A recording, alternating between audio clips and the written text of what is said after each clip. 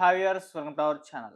Kaleshwaram project అవకతవకలపైన అయితే CBI case నమోదు చేయడం జరిగింది. అది కూడా కేసీఆర్ గారి పైన. ఇప్పుడు దీనిపైన అటు కవిత గారు రియాక్ట్ అయ్యి ఒక ప్రెస్ మీట్ కూడా పెట్టి సంచలన వ్యాఖ్యలైతే చేశారు. హరీష్ రావు గారి వల్లే ఈ గతి పట్టింది.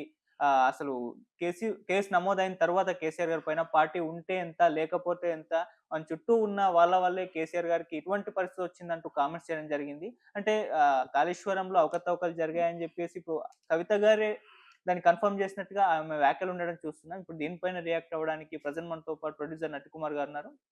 వారిని అడిగి తెలుసుకునే ప్రయత్నం చేద్దాం. సార్ నమస్కారం సార్. నమస్తే. సార్ గత కొంతకాలం నుంచి కూడా కవిత గారు బీఆర్ఎస్‌కు యాంటీగా కామెంట్స్ చేయడం చూస్తూ ఉన్నాం. సో కేసీఆర్ గారికి ప్రోగా ఉంటూనే మిగతా వారి పైన కామెంట్స్ అయితే చేస్తుంది. ఇప్పుడు ఈ కామెంట్స్ చేసింది. సో సీబీఐ కేసు కేసీఆర్ గారి మీద నమోదైన తరువాత పార్టీ ఉంటే ఎంత, లేకపోతే ఎంత, ఆయన చుట్టూ ఉన్న వ్యక్తులు హరీష్ రావు ఇంకొంతమంది వల్లే ఇటువంటి పరిస్థితి వచ్చింది. వాళ్ళే కాళేశ్వరం అవకతవకలకు మేజర్ కారణం అని చెప్పేసి మాట్లాడడం జరిగింది సార్. మీరేం చెప్తారు ఆమె కామెంట్స్ పైన? ఒకటండి, హ్మ్. నాకున్న పరిచయంతో నేను ఎన్నోసార్లు చెప్పాను. సో మెనీ టైమ్స్ చెప్పాను. హ్మ్. కేసీఆర్ గారు నిజాయితీకి మారిపోయారు. కేసీఆర్ గారి మీద ఒక్కరు కూడా ఏదైతే చూపించలేదు.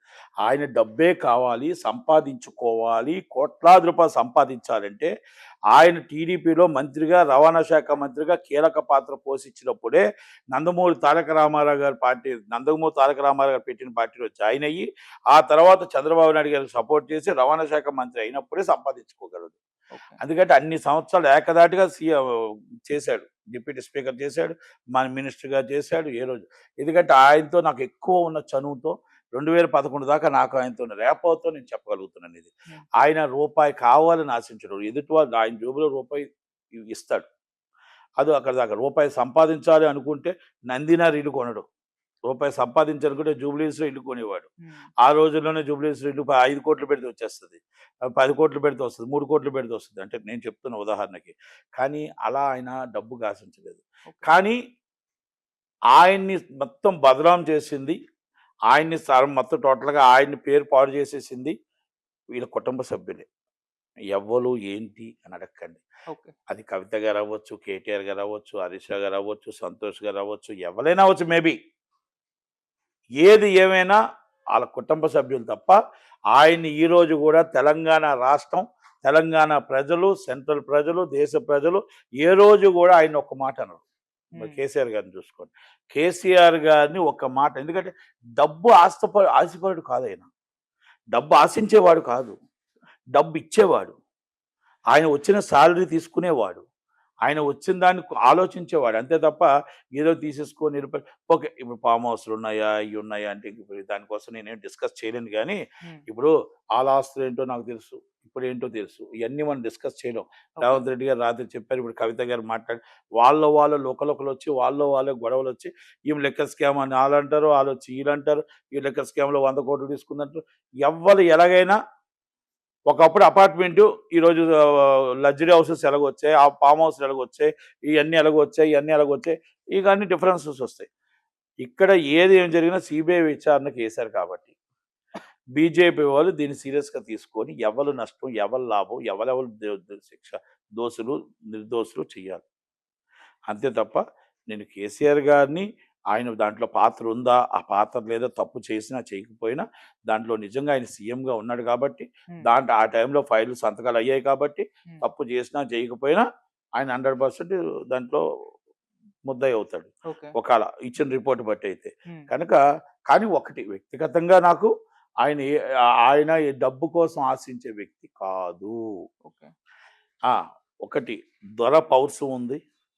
దొర అనే ఆంబాహం ఉంది తప్ప హ్మ్. ఆయన డబ్బు కోసం ఆశించే వ్యక్తి అయితే కాదు. ఓకే. ఏ రోజు కాదు. కవిత గారికి కూడా తెలుసు, కేటీఆర్ గారికి కూడా తెలుసు, సంతోష్ గారికి, హరీష్ రావు గారికి, వీళ్ళందరికీ తెలుసు. హ్మ్. ఆయన ఆయన ఉంటేనే పార్టీ ఉంది. హ్మ్. ఆయన పేరు చెప్పుకొని వీళ్ళంతా ఇయన్నీ చేసుండొచ్చు. అది అది నిర్ణయిస్తది. ఇన్వెస్టిగేషన్‌లో ఇప్పుడు కోర్టులు నిర్ణయిస్తాయి. ఇయన్నీ నిర్ణయిస్తాయి. ఆటిలతో మనం డిస్కషన్ చేయలేం గానీ, హ్మ్. పార్టీ భూస్థాపితం అయిపోతుంది అనేది మాత్రం వాస్తవం. పార్టీ 3 ముక్కలయిపోతుందనేది వాస్తవం. పార్టీ తప్పుదారి పడుతుందనేది వాస్తవం. హ్మ్. పార్టీలో మొత్తం టోటల్‌గా అన్నీ గూడా ప్రజలకు అర్థమవుతుందనేది వాస్తవం. తెలంగాణ తెచ్చింది మీ కుటుంబం కోసమా అనేది వాస్తవం. తెలంగాణ మొత్తం టోటల్‌గా మాట్లాడుతుంది మీ కుటుంబం కోసమని వాస్తవం. ఎందుకంటే నేనేమంటున్నానంటే, ఏది ఏం జరిగినా, ఏది ఏమైనా, 6 నూరైనా నేను కేసీఆర్ గారి దాంట్లో నాకు ఆయనకి ఎక్కువ అనుబంధం ఉంది కూడా. అందుకే నేను అంటున్నాను ఆయన కోసం. నాకు తెలుసు ఇప్పుడున్న వాళ్ళు ఈ లెవెల్ నిన్నకాక మొన్న వచ్చారు ఏదో టీఆర్ఎస్లోకి వచ్చిన వాళ్ళు. ఆయనతో పాటు ఉన్న 90 నుంచి ఉన్నాను నేను. ఓకే. 90 నుంచి ఆయన ఎమ్మెల్యేగా ఉన్నప్పటి నుంచి నేను సిద్దిపేట నుంచి నేనున్నాను. అప్ టు 2011 దాకా ఉన్నాను. గవర్నమెంట్ వచ్చేదాకా ఉన్నాను కాబట్టి వాళ్ళ కుటుంబం కోసం తెలుసు, నేపథ్యం తెలుసు, ఆయన కోసం తెలుసు, ఆయన ఆలోచనలు తెలుసు, ఆయన ఆచరణ తెలుసు. ఈరోజు ఫ్లైఓవర్లు వచ్చాయంటే తెలుసు ఇక్కడ. ఇవన్నీ కూడా చంద్రబాబు నాయుడు గారి ఆలోచన అవ్వచ్చు. రవాణా శాఖ మంత్రిగా ఆయన ఉన్నాడని గుర్తుపెట్టుకోండి. ఆయన చీఫ్ మినిస్టర్, కానీ రవాణా శాఖ మంత్రిగా ఉన్నది ఎవరు? బ్యాంకాంగ్ వెళ్ళింది ఎవరు? తెచ్చింది ఎవరు? డెవలపింగ్ ఎవరు? ఆలోచనలు ఎవరు? ఇవన్నీ ఉన్నాయి. అలాంటి దాంట్లో అవినీతి పరుడు అని నేను అన్ను. ఎందుకంటే ఆయన కోసం నాకు తెలుసు కాబట్టి.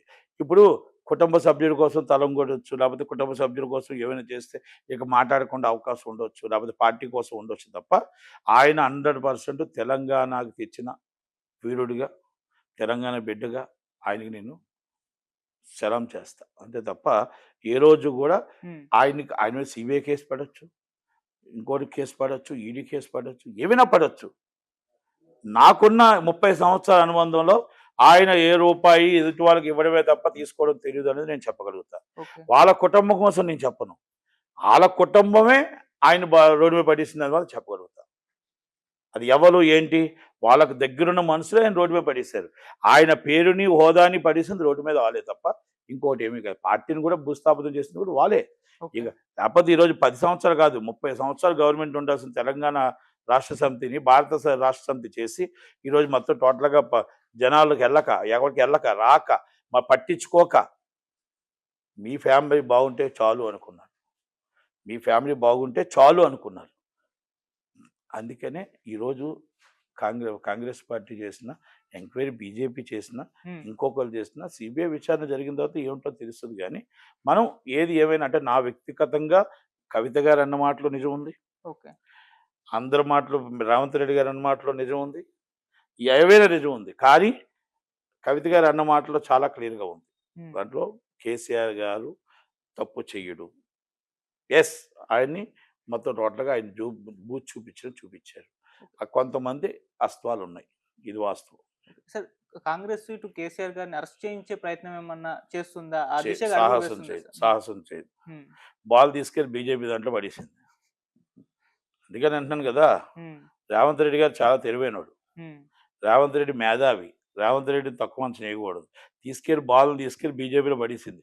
అరెస్ట్ చేస్తే బీజేపీ బదలం అవుతుంది, అరెస్ట్ చేయకపోతే ఇది బీజేపీ వచ్చి అరెస్ట్ చేయలేదు అంటారు. అందుకే తీసుకెళ్ళి బాల్ సిబిఐ వాళ్ళలో పడేసింది కదా. అందుకనే ఇప్పుడు రేపు బీజేపీ బీఆర్ఎస్ ఒకటి అవ్వచ్చు, చెప్పలేం. బీజేపీ బీఆర్ఎస్ ఒకటి అవ్వచ్చు, ఎందుకంటే ఇంతకుముందు ఊహగానాలు ఉన్నాయి. కాంగ్రెస్ను ఒక్కలే ఎదుర్కోవడం అంటే ఎవరి వల్ల కాదు. వాళ్ళు ఇద్దరు కలిసి ఎదుర్కోవచ్చు. Thank you so much.